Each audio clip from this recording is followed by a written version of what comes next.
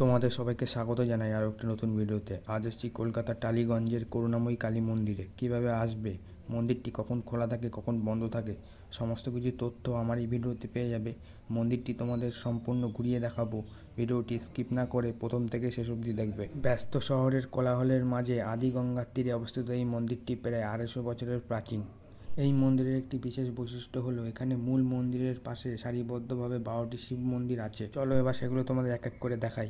এটা তারকনাথ মন্দির। মন্দিরের দেওয়ালের কারুকার্য খুবই সুন্দর, অসাধারণ বললে কম বলা হবে, এত সুন্দর মন্দিরগুলি। বন্ধুরা, এটা হচ্ছে পশুপতিনাথ মন্দির। মন্দিরের দেওয়ালে মহাদেবের বিভিন্ন রূপ তুলে ধরা হয়েছে। খুবই শান্ত এবং মনোরম পরিবেশে মন্দিরগুলি। এটা বানেশ্বর মন্দির। বন্ধুরা, এটা হচ্ছে কেদারনাথ মন্দির। এখানে প্রতিটি শিব মন্দিরের নামকরণ কিন্তু আলাদা আলাদা। বন্ধুরা, দেখতেই পাচ্ছ তোমরা। এটা হচ্ছে বিশ্বনাথ মন্দির।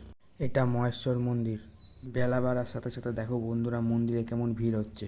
টালিগঞ্জের এই জাগ্রত কালী মন্দিরটি প্রতিষ্ঠিত হয় 1760 সালে। মন্দিরের প্রতিষ্ঠাতা সাবর্ণ রায় চৌধুরী পরিবারের নন্দদুলাল রায় চৌধুরী নির্মাণ করে। জনশ্রুতি অনুযায়ী নন্দদুলাল রায় চৌধুরী ছোট মেয়ে অকালে মারা গেলে তিনি দিশেহারা হয়ে পড়ে। পরবর্তীকালে দেবী কালী স্বপ্নাদেশ পায়, তারপরে মন্দিরটি প্রতিষ্ঠা করে। দেখতে থাকো, সঙ্গে থাকো। বন্ধুরা, এটা হচ্ছে জলেশ্বর মন্দির। এটা হচ্ছে লোকনাথ মন্দির। এটা নকুলেশ্বর মন্দির। এবার বলি, এই মন্দিরে তোমরা আসবে কিভাবে।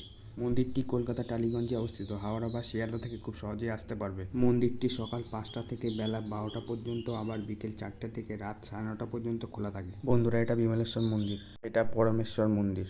এই মন্দিরে মা কালী 7 বছর বয়সী কন্যারূপে পূজিত হয়। টালিগঞ্জের খুবই জাগ্রত এই কালী মন্দির। প্রতি বছর কার্তিক মাসে প্রধান উৎসব অনুষ্ঠিত হয়। সেই দিন মাকে রাজবেশে সাজানো হয়। প্রচুর ভক্তের ভিড় হয় সেদিন। অনেক দূর দূরান্ত থেকে ভক্তরা এই মন্দিরে পুজো দিতে আসে। ভক্তদের বিশ্বাস, এই মন্দিরে পুজো দিয়ে গেলে মনের আশা পূরণ হয়। মা কালীর মুখটি কিন্তু খুবই সুন্দর। শনি এবং মঙ্গলবার দিনও কিন্তু এই মন্দিরে প্রচুর ভক্তের ভিড় হয়। খুবই শান্ত এবং নিরিবিলি পরিবেশে এই মন্দিরটি।